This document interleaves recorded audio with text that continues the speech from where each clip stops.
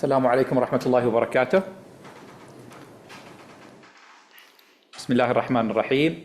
I would like to thank MSX for giving us the opportunity for the investor discussion for 2024. I would like to introduce our team with me. I have Greg, the CFO of the bank, and Mr. Fahad Akbar, the Chief Islamic Banking Officer. We'd like to thank all the investors, shareholders, stakeholders who support us during last year to achieve this wonderful result.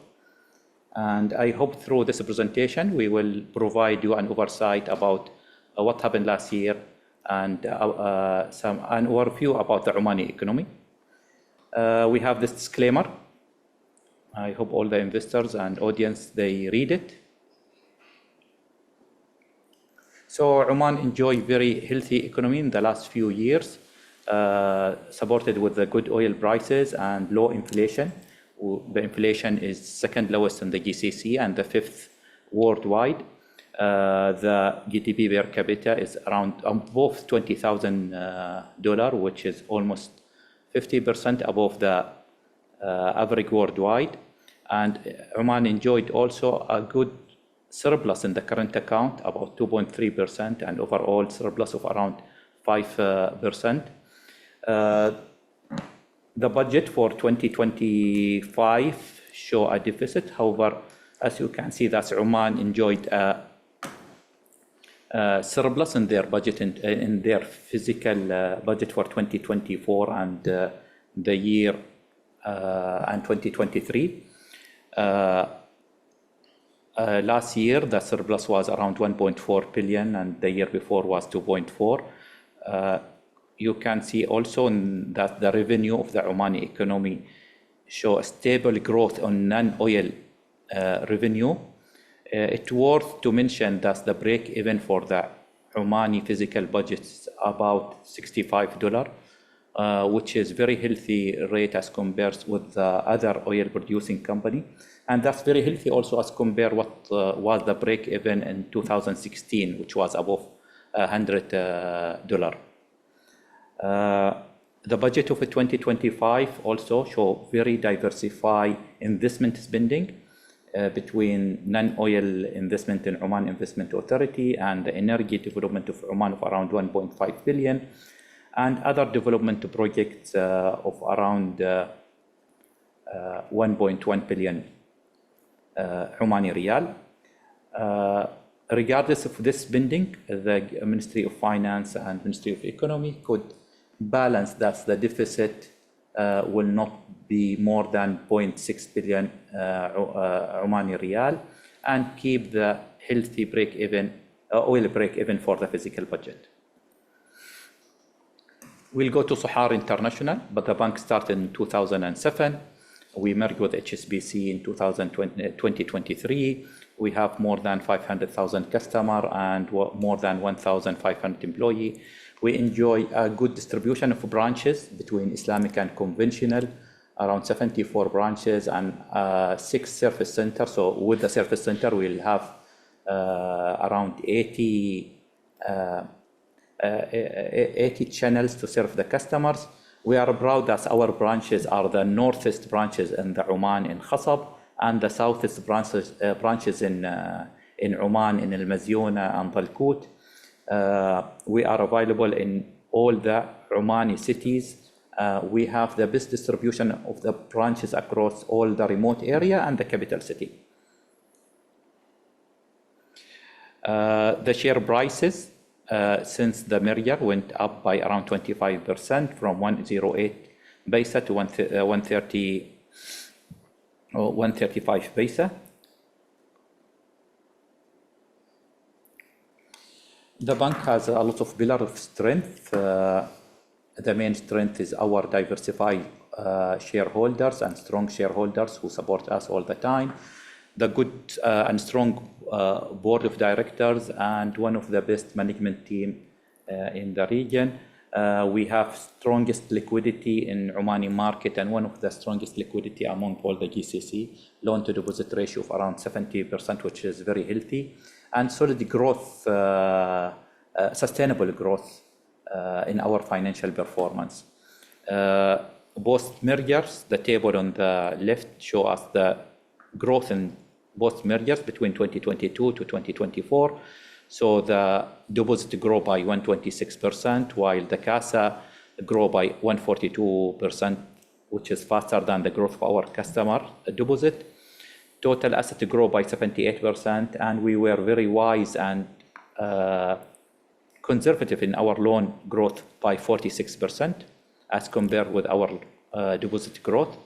Our profit grow by 187%. That's not only because of the merger, but also because of the synergies between us and HSBC and the value which we propose because of that synergy. Excellent.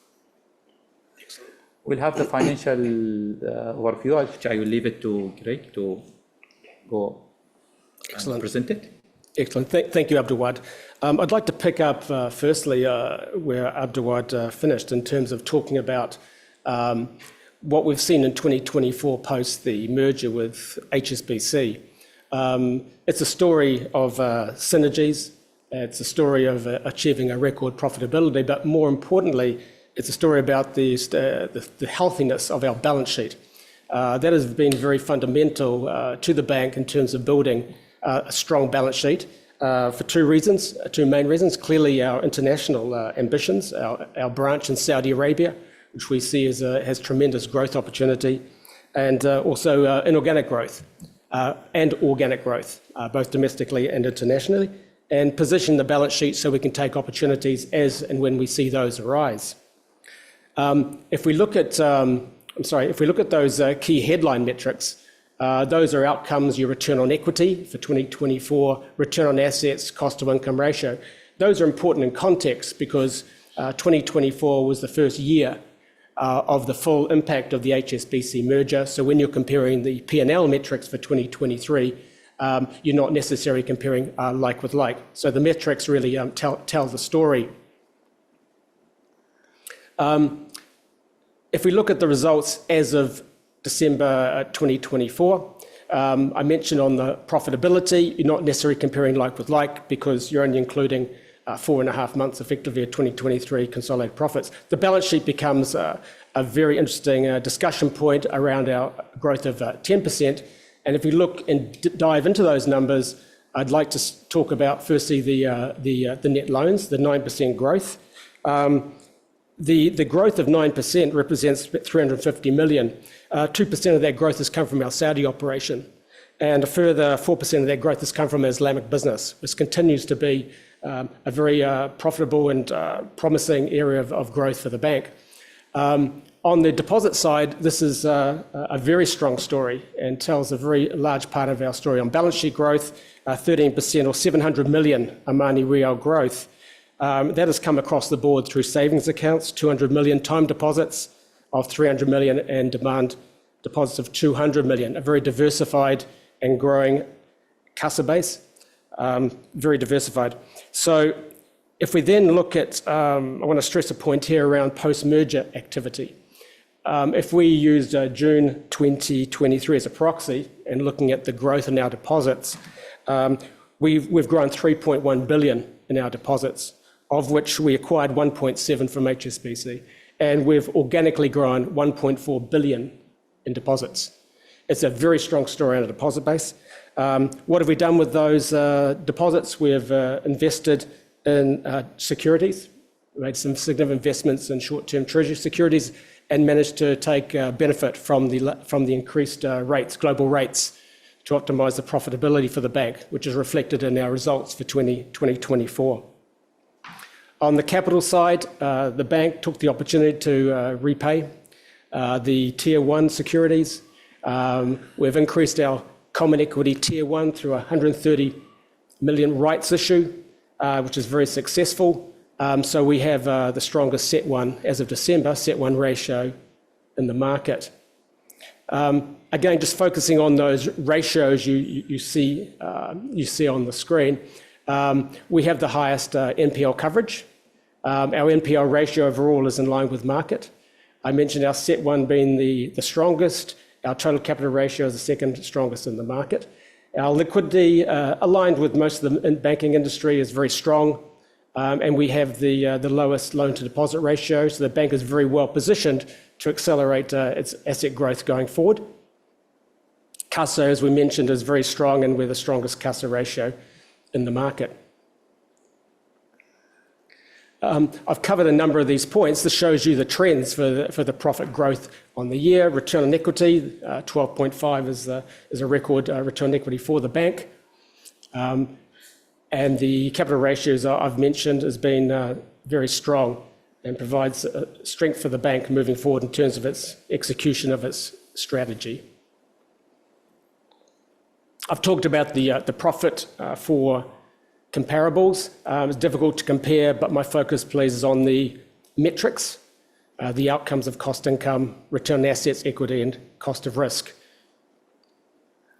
On the balance sheet, I highlighted there the movements, in particular the deposit story, and then the other key items in the balance sheet are the investment securities and the loans and advances, as explained.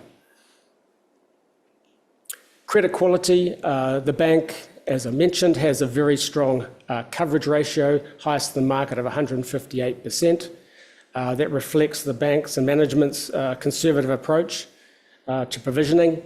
Our cost of risk last year was 0.9%, down from a high of December 23, where we increased the management overlays, and the non-performing loans are pretty much in line with market, around 4.7. Capital and leverage, the market will be aware that Sohar International has been designated a domestically systemically important bank.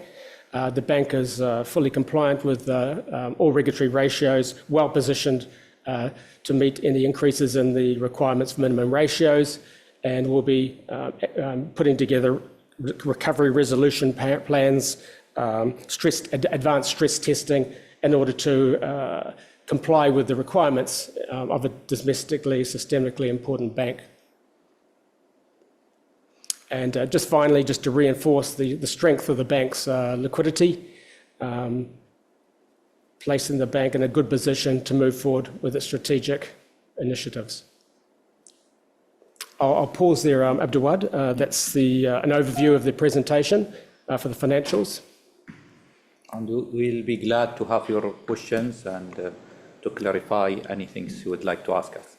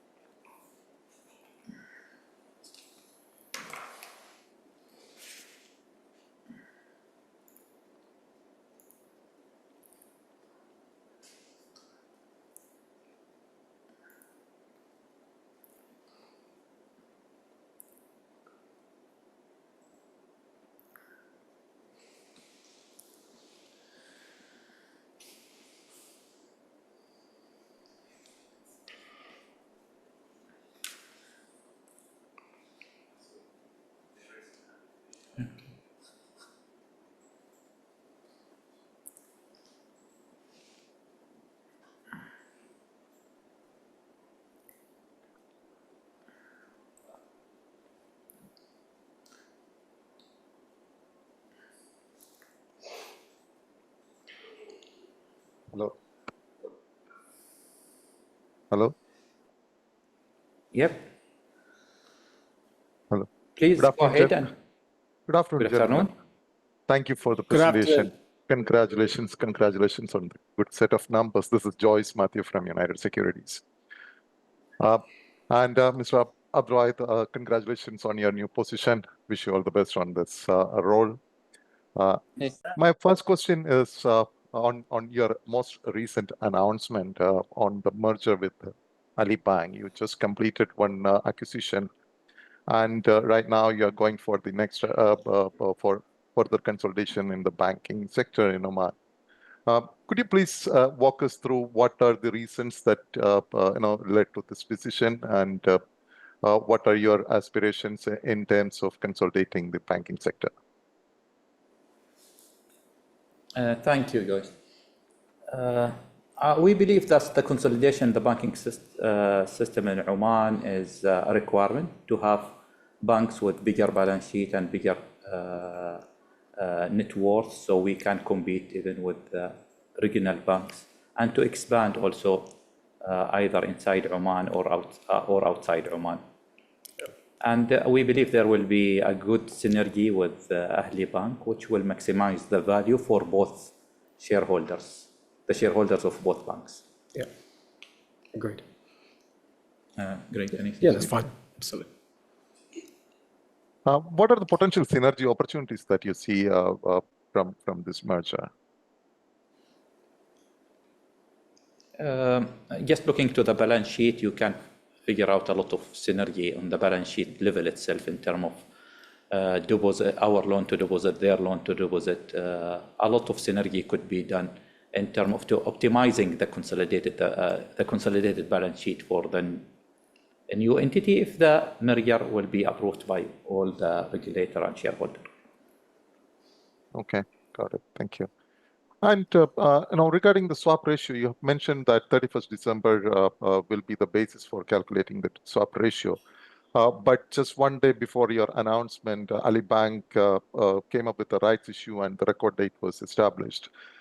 So I just wanted to check how will this rights issue will affect any potential swap ratio calculations.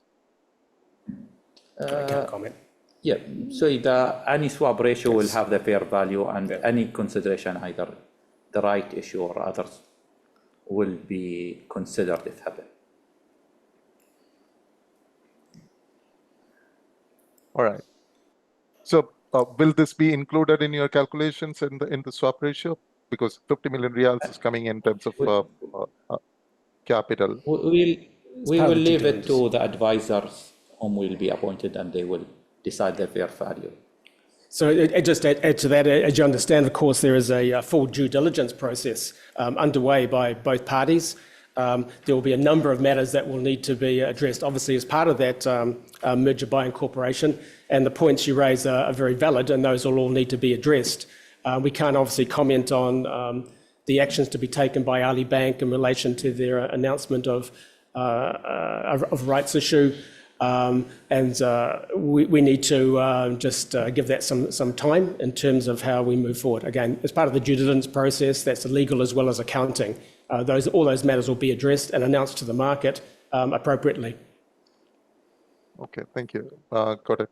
One last question on this merger process. When are you planning to conclude this merger process?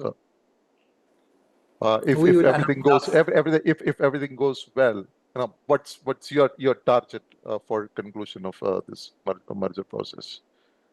We will announce each step in MSX website and to the investor on timely basis. All right, fine. Thank you. Thank you. If I can take some more, if you can take some more questions from me, I have something on the performance of the company of the bank. Sure. Can I? Sure. Yeah, please. Sure, please. Yeah. Could you please walk us through the margins of the bank? You started the year at around 2.7% in 2023, and during the year we saw a continuous decline in the margins, and at the end of the year margins were down by almost 23 pips and reached almost 2.5%. Can you please explain what has led to this margin erosion, and where do you think the margins will be in 2025? So, so again, some context on your numbers. When you look at the net interest margin, for Sohar, our margin was net interest margin was 2.43% for December 23 year to date, compared to 2.55 for December 24. So I'm only talking about our bank relatively. We are seeing some margin compression coming into the end of the year, first quarter, and I gave you some highlights as to potentially why that can be the case, as we've been investing in high yield investment securities. So there's some aspect of margin compression as the rates drop. There's also you still have a very competitive market in Omani Real. So there's pricing pressures in terms of local market liquidity. And of course, now with the falling rates, there are some challenges to the extent to which we can reprice assets. So again, with the global markets, the stability of the global markets, the potential drop in rates, that is obviously going to put pressure on margins. Okay. And the next one is, you've been maintaining a very strong liquidity position in your balance sheet. You have highlighted that in your presentation as well. And at the same time, your investments are around 30% of the total assets. This was never the case for Bank Sohar. I can understand this is primarily because of the flood of liquidity that has come into the balance sheet after the merger with HSBC. But one question is, this 30% investments, is it a change in strategy? Should we read it as a change in strategy, or is it because you don't see enough demand for credit offtake in the domestic market? No change in strategy. Mainly, we are looking for lending opportunity, quality lending opportunity, yes. And we have a healthy business in the pipeline, which we will deploy it. So the strategy is the same, and we'll continue lending and investing and optimizing also the balance sheet for the best benefit of all the shareholders. Okay, got it. And we have seen a major improvement in your cost-to-income ratio from 47% last year to reaching 41%, and this was very much expected after the reorganization. So, where do you see the cost-to-income ratio going to during 2025, and what's your long-term target for the cost-to-income ratio?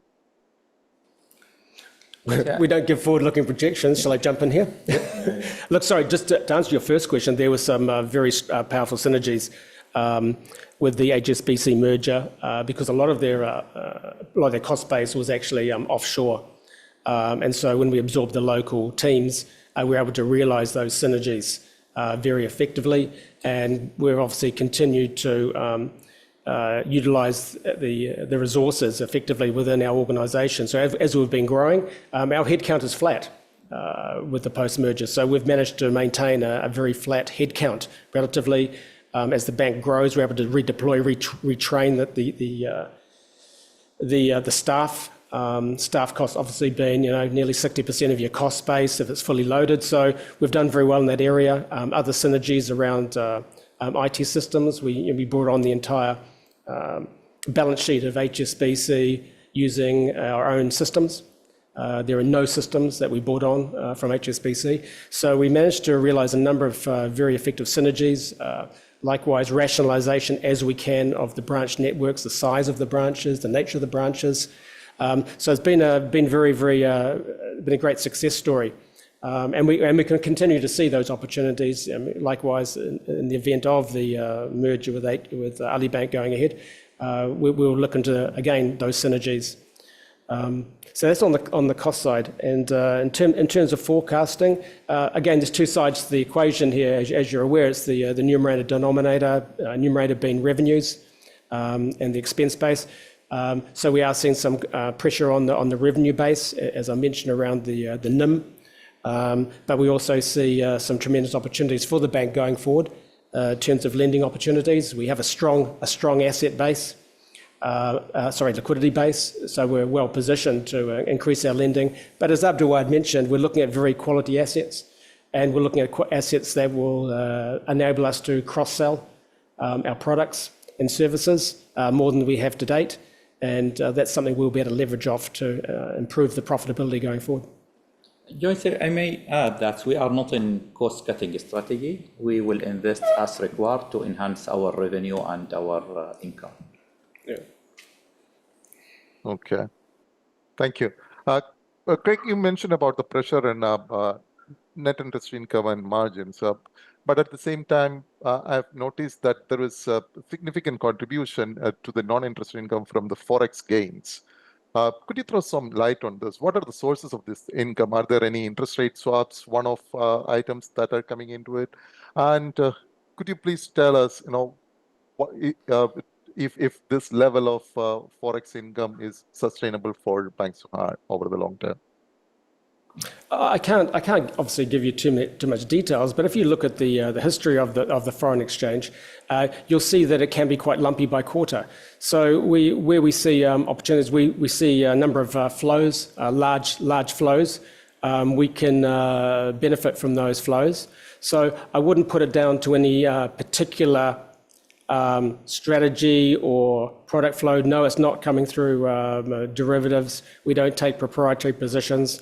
So it's very much flow-based business. And we have some very strong flow business, which is accelerated post-merger with HSBC. So I wouldn't refer to it as one-off, because we always have one-off opportunities, which we continue to see and hope to continue to see. Okay, thank you. The next question that I have is on your Saudi operations. I'm seeing that I Saudi. think you had so many questions, so I hope this is the last one. I'm So sorry, we this have is the not the last opportunity for one, others. but I will stop Okay. here. I will take a pause here and give opportunity to others. No, so ask the last question. Yes. Yeah. The Saudi one, please. Yes, Saudi one. Yeah. I'm seeing that there is very strong growth momentum in Saudi, because primarily because the base is low and we have added almost 20 million in Q4 alone. But at the same time, the Saudi operations have just picking up, incurred a loss of 1 million riyals. So what do you think? When do you think that this branch will be profitable? And could you please tell us what kind of growth numbers are we expecting from Saudi? And what's the break-even asset size of the operations, Saudi operations? So basically, an overall overview of your Saudi operations and how do you see those operations are panning out? As Greg said, we cannot give a forecast for the number. However, I can tell you that we have very good ambitions in Saudi. We have very good business in the pipeline, and the expectation is really good in Saudi for the business to grow with solid customers and high quality customers. I think also you'll understand that to build the base framework in Saudi Arabia is very reflective within the cost ratio that you currently see. And you'll also know, obviously, the balance sheet has not yet grown to the levels which we are planning. And once that does actually grow, we'll be looking for that profitability. Okay, fine. Thank you very much for taking my questions. Thank you, guys. Yeah, most welcome. Thank you. Thank you.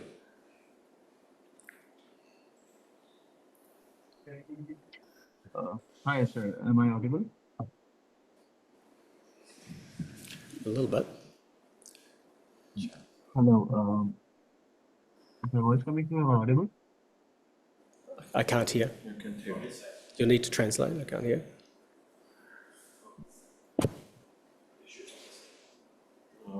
Hello. Hello. Yes. The voice is not clear with us. I'm sorry.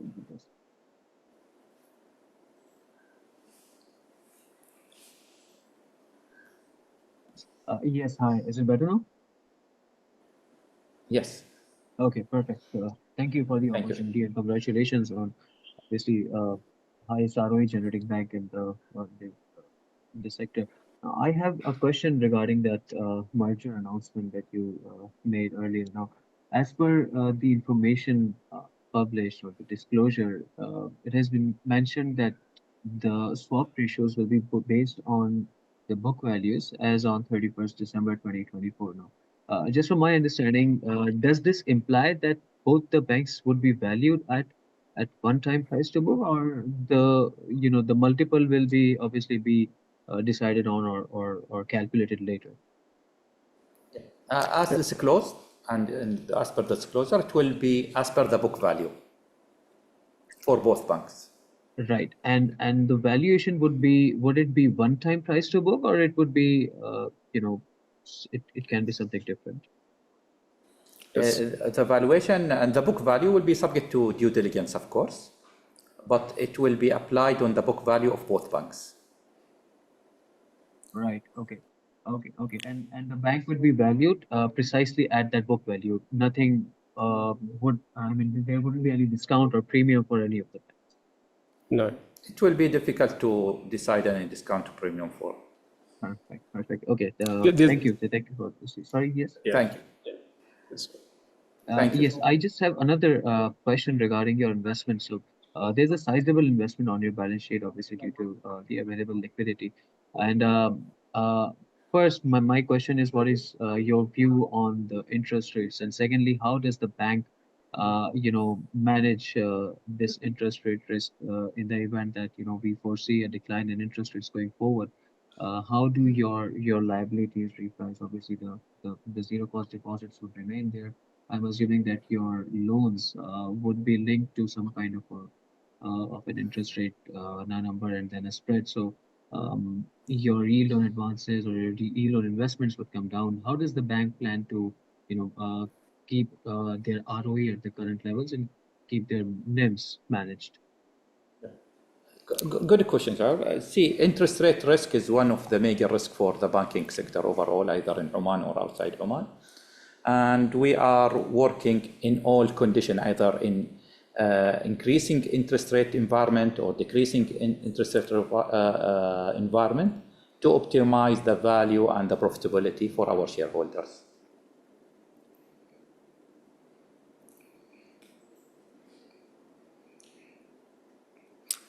All right. Well, sorry, maybe just to elaborate. So yeah, it's clear that interest rate risk management is fundamental to the bank's framework. We assess, we stress our interest rate scenarios. We may, from time to time, consider to take out hedges, interest rate swaps, once we identify any fixed rate liabilities, assets. So it's a very dynamic assessment of our interest rate risk and how we want to manage that.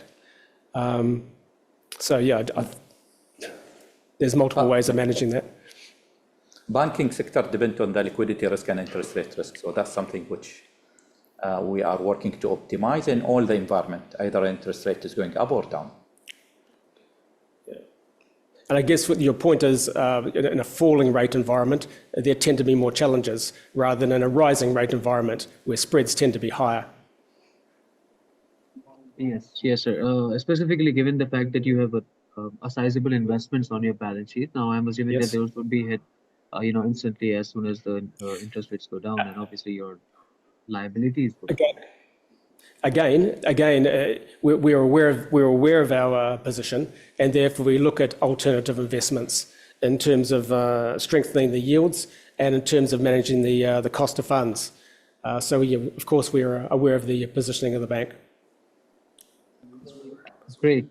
Thank you, sir. Thank you. That's a good question. Good question. Hello, good evening, everyone. Assalamu alaikum. Hi. Alaikum salam. This is Huriya from Sohar International. Am I audible for you guys? No. Yes, we can. Yes, can hear you. Okay, I have actually two questions. The first one is that looking to the new merger announcement with Ahli Bank, what are the global opportunities that you see for Sohar International in terms of expansion or partnership or cross-border services, especially in light of increasing the regional integration in Oman's growing global economic presence? And the second question is, how does the bank plan to engage and upskill the staff in light of future strategic shift of this merger? Sure. Thank you, Huriya. See, first, all the announcement about the merger will be announced on time for all the shareholders and stakeholders, including our staff. Second, synergies opportunity either inside Oman or outside Oman or optimizing the balance sheet will be there. I don't think so this is the right forum to present all the opportunities. However, we can confirm that we study all the opportunities and all the synergies between the two banks, which will enhance the value for the shareholders of both banks. Well noted. Thank you very much, sir. Thank you, Huriya.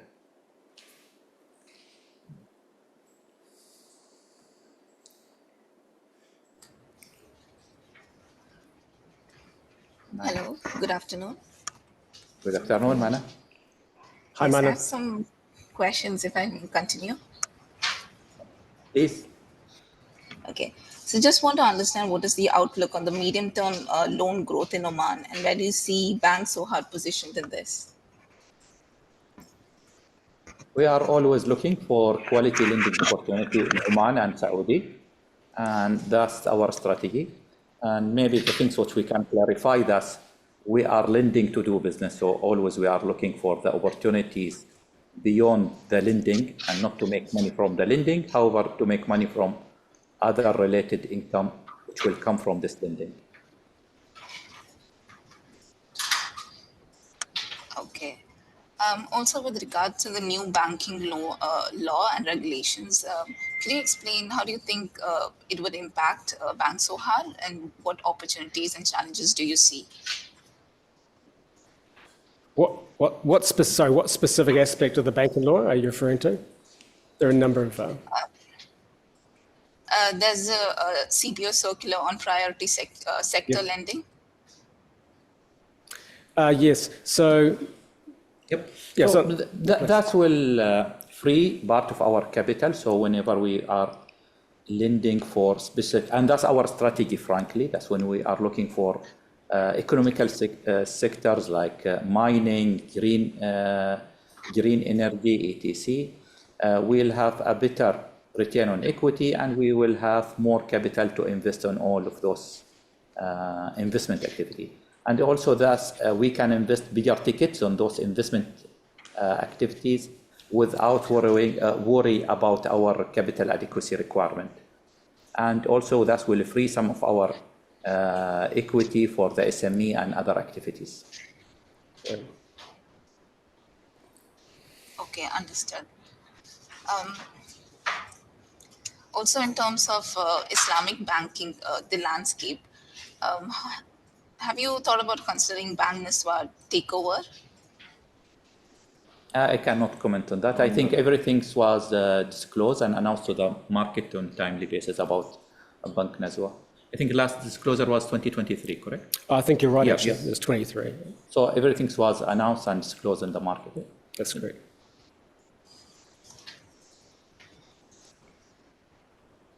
Okay, thank you. Thank you, man. Thank you.